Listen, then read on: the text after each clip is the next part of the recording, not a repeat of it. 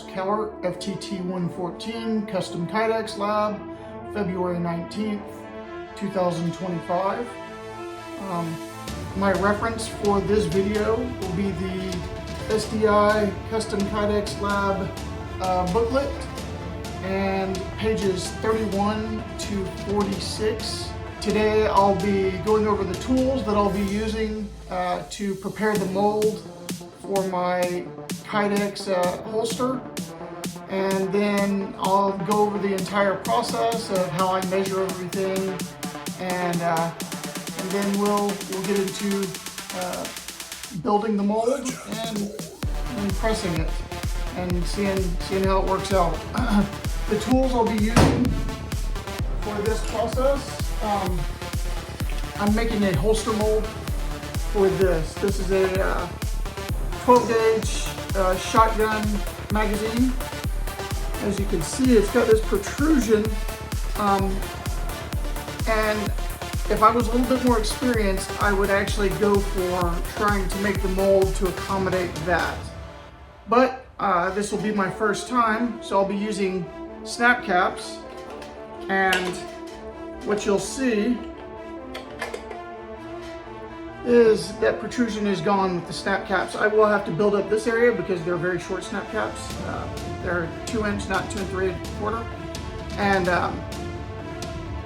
that eliminates that issue for me. So yes, this Kydex holster will only be good for a loaded magazine. Okay, as far as tools used, I've got my press right here, which was in the previous video that I built. And then 2 clamps that I'll be using to clamp it down. I have to use an X-Acto knife to cut the Kydex. A ruler for measuring out exactly how much of the Kydex sheeting I'm going to use. This will be a pancake style holster. I thought about a taco style at first, but I kind of like how the pancake holsters sit a little bit more, and it's just a preference right now. We'll see. If I finish a pancake holster and I don't like it, I'll try taco style. Gloves for handling the hot Kydex. Got popsicle sticks for building out my mold a little bit, as well as blue painter's tape.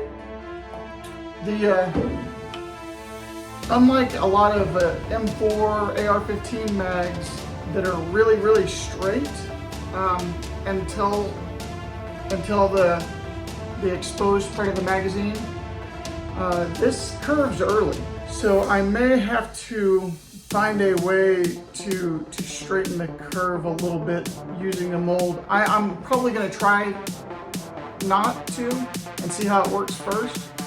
Shouldn't be too bad. Maybe build a little bit on this side just to give it a little bit extra area. But I'm going to try it without that first, and we'll see how that goes. And if it doesn't work, then I'll build this out to where it's straight. I'm definitely going to have to fill in this area. We'll be using safety glasses. Probably more on the next video when I'm doing the finishing, sanding, and all that stuff. And obviously the Kydex itself. And this will be the style of the retention that I'm going to want to use.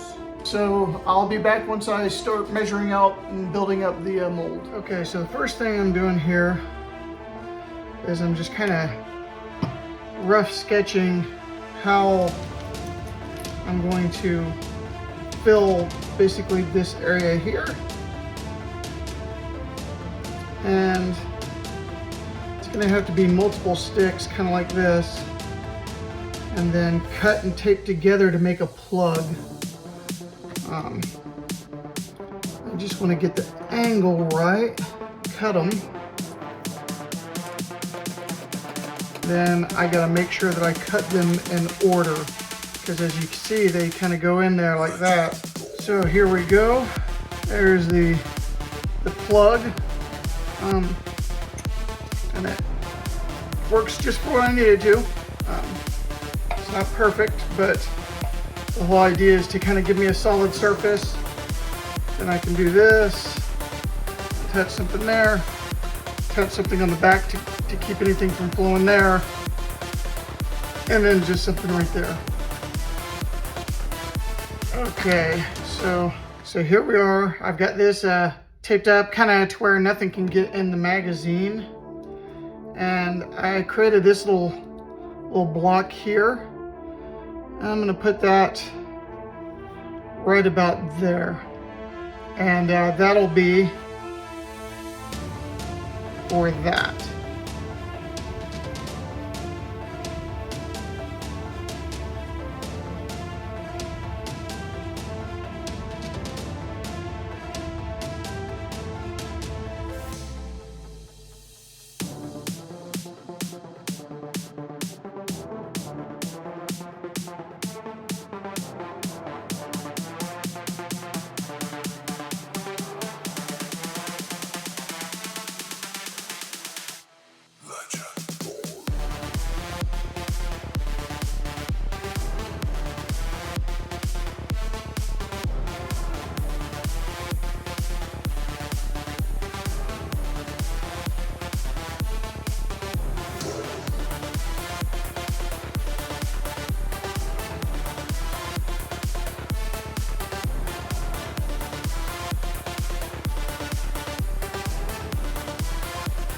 Okay, so we've got this oven preheating to about 380 degrees. I just wanted to add a quick note. I became a little concerned with the size of my Kydex. I mean, I measured it fine, but it wasn't gonna have a good fold.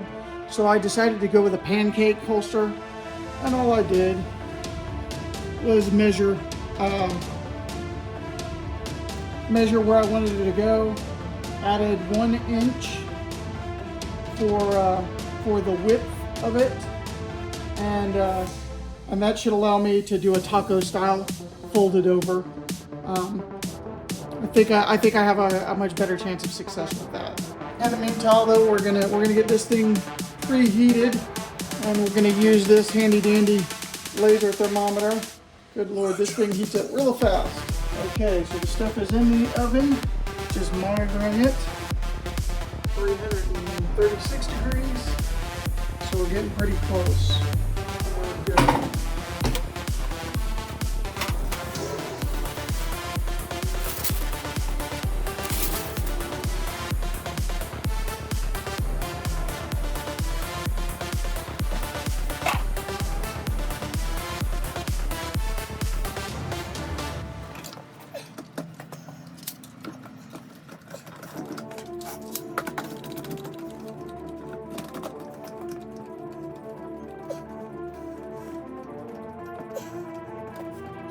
Okay, we'll see how it goes.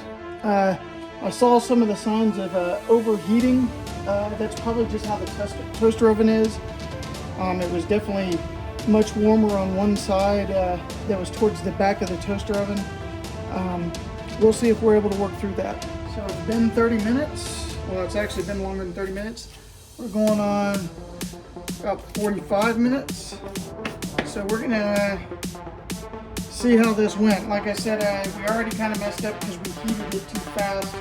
I'm not sure how to mitigate that in the toaster oven.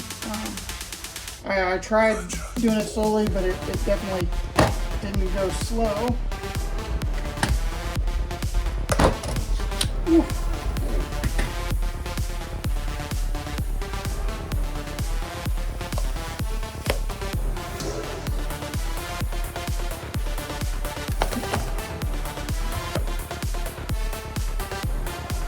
Okay, so that's what it looks like. Good definition. That's where the mount's going to go. I'm not sure what we're stuck to here. Okay, now see what it's like with all the stuff removed as far as tension's concerned. Good. I'll definitely have to clean it up, and that's from the misshaped. You can see it on both sides. So as far as what we're going to cut, we'll do just a initial rough cut, about like that. we'll trim this area.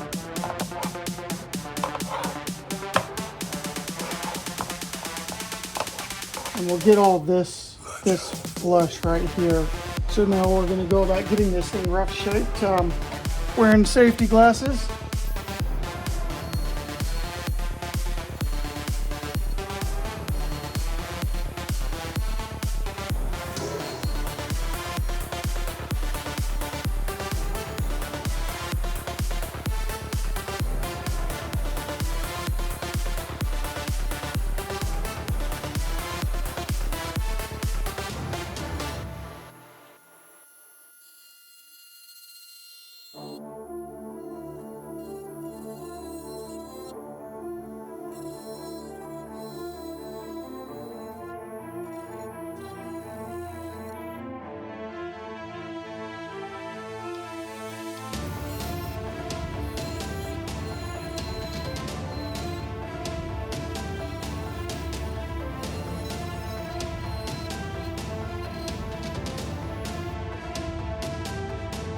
So we got that all kind of evened out. And we're gonna do some sanding.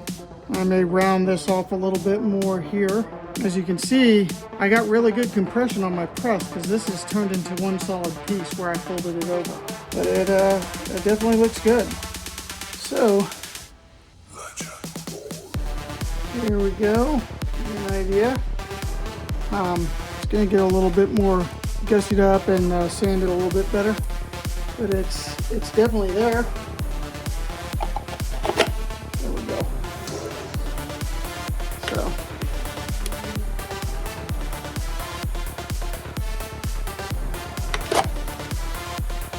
Good retention.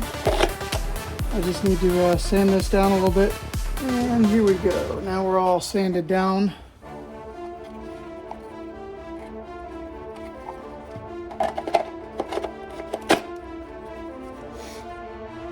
Yeah, good retention. This will get mounted like that.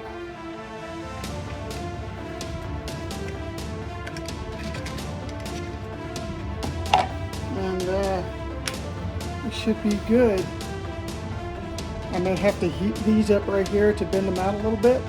So here's the completed project. Well, not completed project, completed for this week, week 3. And then week 2 of actually working on stuff. So next week we'll be attaching this belt clip here, doing final sanding, polishing, and if we're going to do any finish. I'm going to eventually hydrodip this to match this, but I won't be doing that this week. I've also got the muzzle loader lab going, so a little too busy to break up in the whole hydro dipping stuff. Also, we got to put rivets in here somewhere, and I'm not sure. The way this is built, I wanted it as minimalist as possible, because it's already a giant magazine compared to like an M4 mag. But I suppose I can find a way to get some in these little wings right here. But I mean, it's already really tight. It's not coming out. But we'll get it figured out. But so far it's fun. I mean, I'm really happy for a first time attempt on this. Turned out really well.